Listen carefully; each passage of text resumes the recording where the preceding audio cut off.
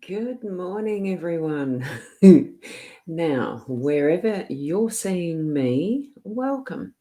I am transmitting this out to or sending it to my Facebook profile, my Facebook page, mytimetv.live, a private card reading group, and my YouTube channel. What you may see as the slight difference is that I've gone back to using my eCam virtual camera, as you may see.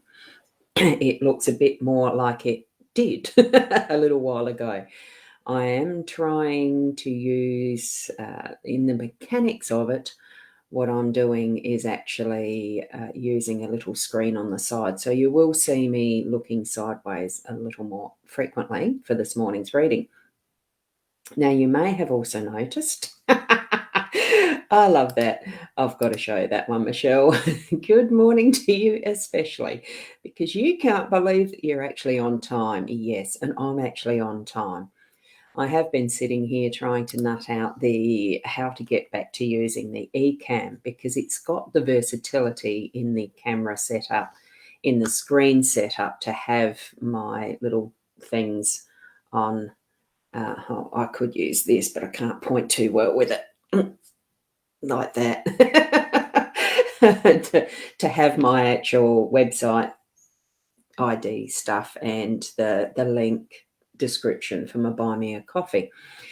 So, and those two places are where you'll find where you can actually book or purchase a reading with me. And I do have a Calendly link that'll book a one-on-one time. But those places and spaces actually allow your purchasing a reading, and then we just negotiate a time, or I record it for you once you supply me a question. It's just that easy. Almost like the Friday nights free readings, but it's actually you're purchasing a full in-depth reading for yourself via those channels, and it's recorded and you get sent a link.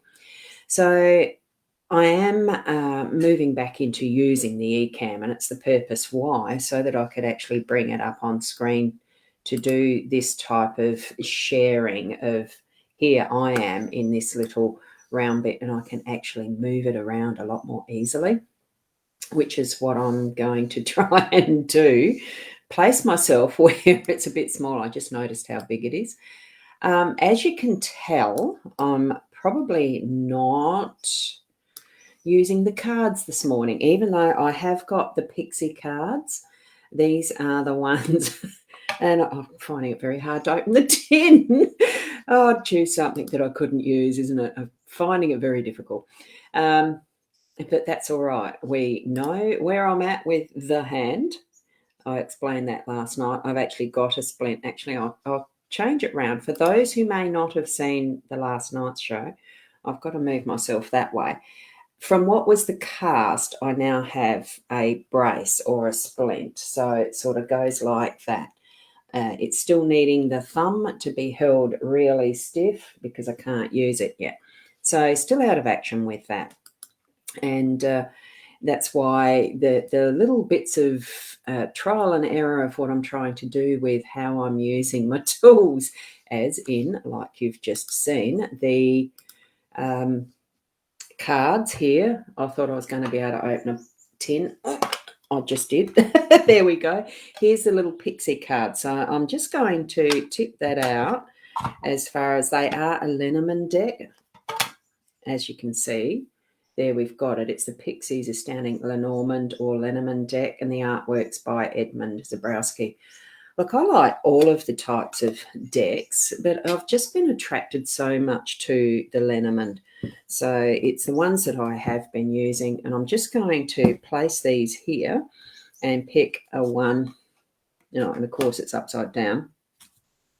A two, we've got the scythe, the ring, and down the bottom we're going to have, put it up the right way, the clouds. So they're going to be the three cards I'll read this morning.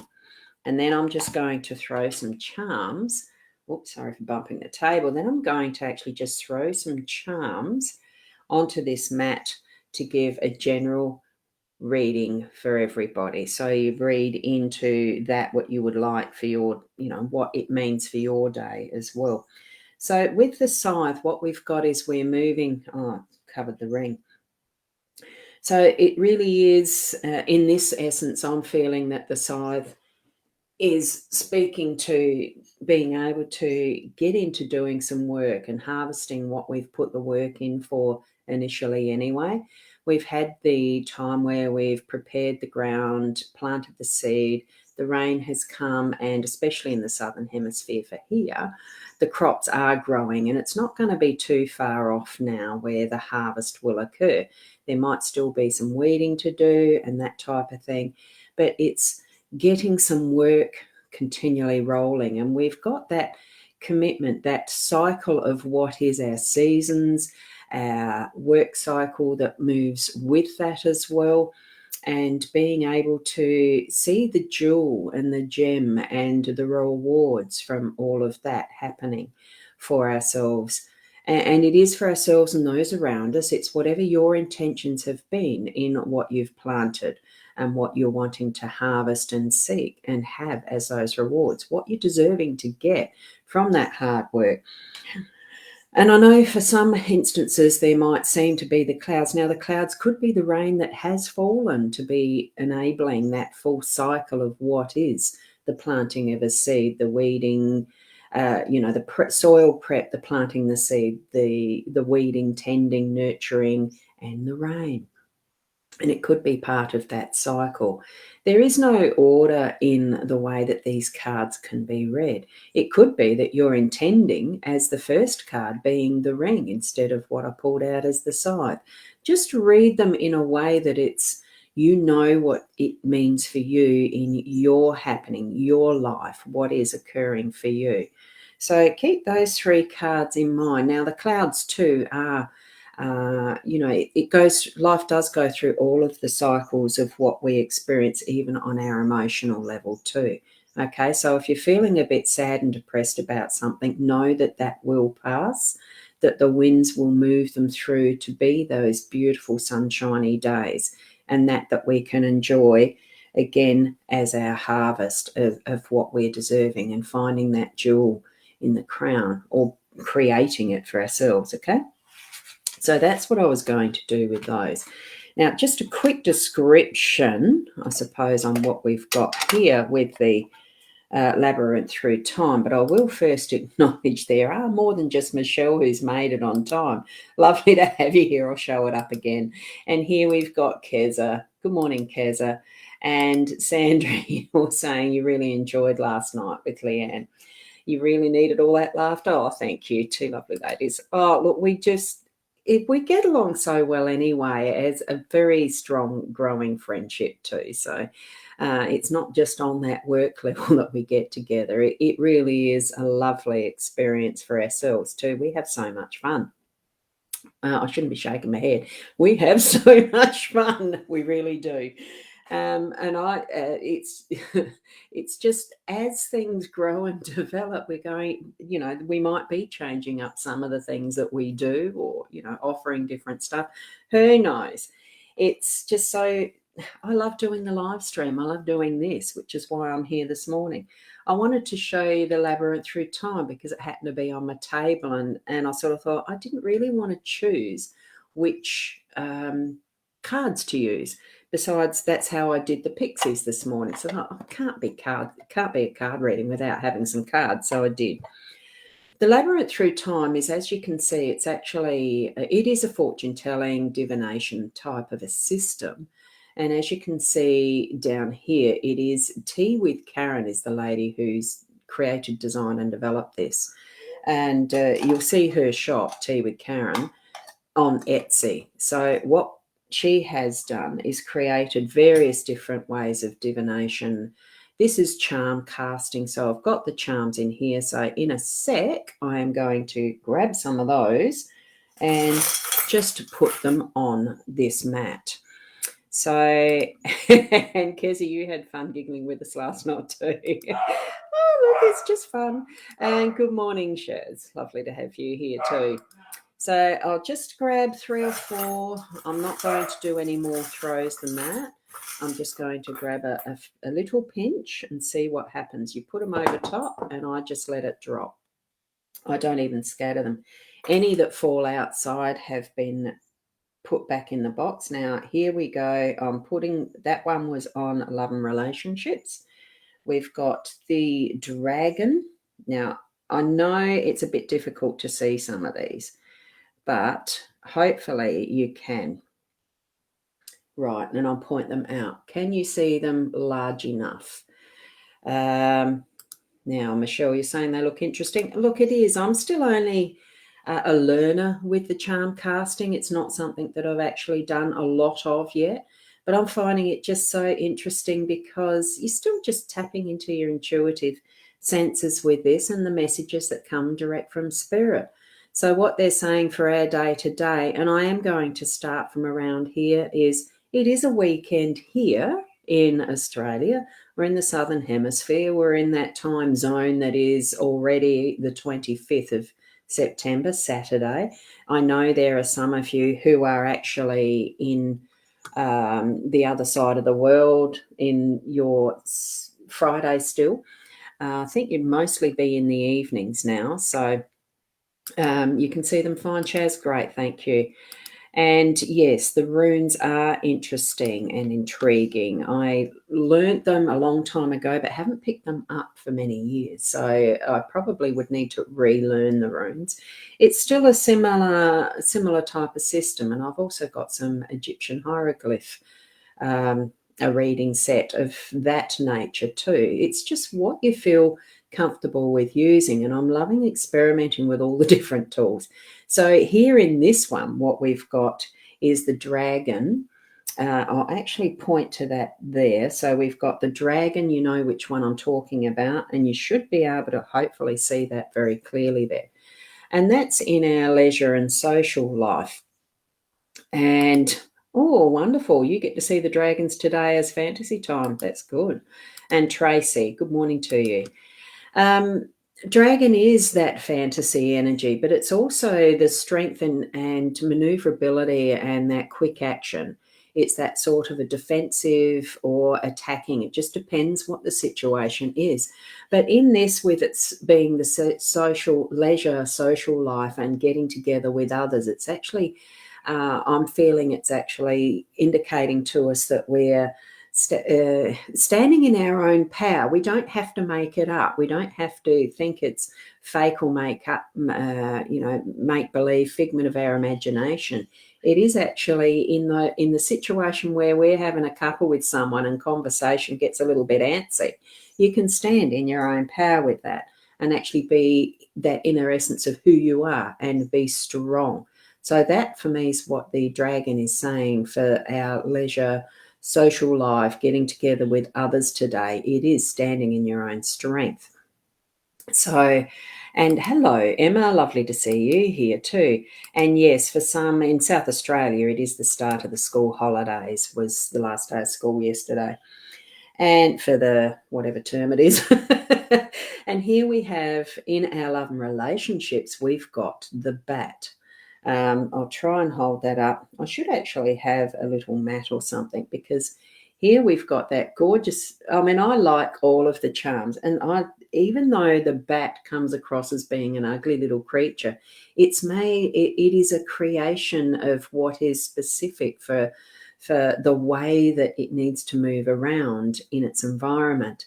And in love and relationships, that's indicating to me that it's almost using your ultimate sense of sonar, that being able to really sense and tap into your inner intuitive senses around what's happening with your loving relationships.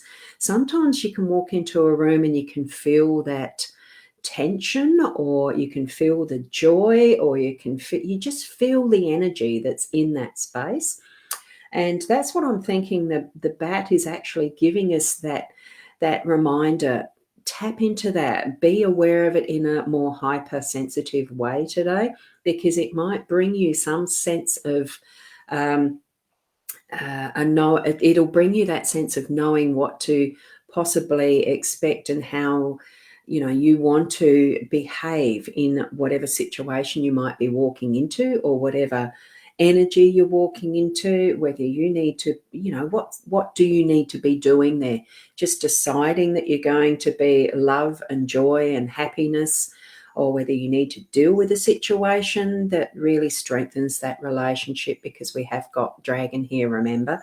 And if it's certainly in that social aspect and you're with loved ones, it could be that combination of the two, that you're needing that super aware, super alert, hypersensitivity to what's going on here, what is the background of it. Don't hit your head against that brick wall type of thing, because the bat certainly doesn't. They know, their sonar really gives them that indication of what's there, and you don't see bats bumping into things too often. Okay, so we're moving around now then to what is adventure and discovery, and it's a little bit about doing something different and having those moments or times. It could be school holidays, good indicator.